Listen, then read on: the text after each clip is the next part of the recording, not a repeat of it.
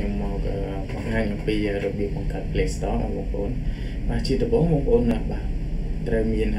នឹងទូរស័ព្ទត្រូវភ្ជាប់អ៊ីនធឺណិតហើយជាការស្រេចមកបាទជំនាញបន្ទាប់បងប្អូនចូលក្នុង Play Store មកបាទហើយបងប្អូនចូលពាក្យ Sign In បាទបន្ទាប់ពីចូលពាក្យ Sign In ហើយបងប្អូនต้องចាំមក Play មកបាទហើយយកពាក្យថា Create Account បាទចុចលើ Create Account យើងយកពាក្យ For Myself បាទបន្ទាប់មកយើងបំពេញឈ្មោះមកយើងដាក់ឈ្មោះយើងមកបាទអានេះខ្ញុំក៏ឧទាហរណ៍ទេបាទបងប្អូនដាក់ខ្លួនឯងមកបាទបន្ទាប់មកទៀតយើងបំពេញរួចហើយយើងចុចពាក្យ Next បាទបន្ទាប់ពីចុច Next ហើយយើងរើសថ្ងៃខែឆ្នាំកំណើតមកបាទបងប្អូនដាក់ថ្ងៃខែឆ្នាំកំណើតមក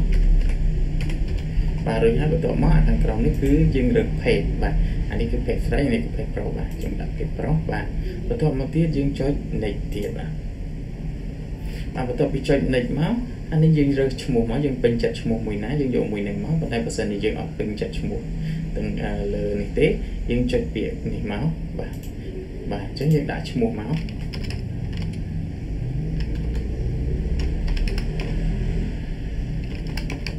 បាទបើយើងក៏ពេញចិត្តឈ្មោះបែបម៉េចយើងដាក់ចឹងហើយពេលហើយយើងចុចពាក្យ Next ទៀតបាទបន្ទាប់ពីចុច Next មកនេះគឺយើងដាក់ password បាទបងប្អូន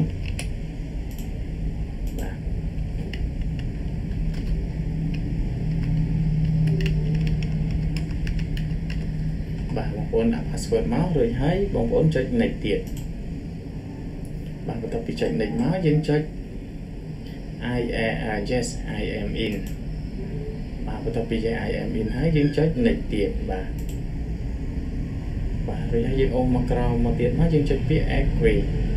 ដែលយើងបង្កើតបែបនេះយើងមិនបាច់ចាំប្រើលេខទូរស័ព្ទក៏បានយើងប្រើក៏បានដែរណាបងប្អូនបាទ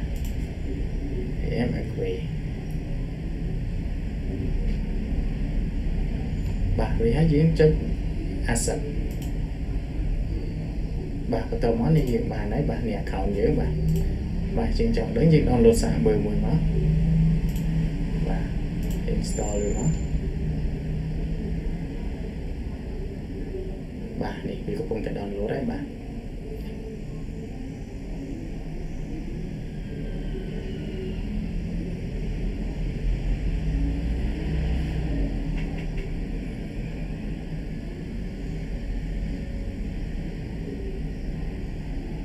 រួចរាល់បាទ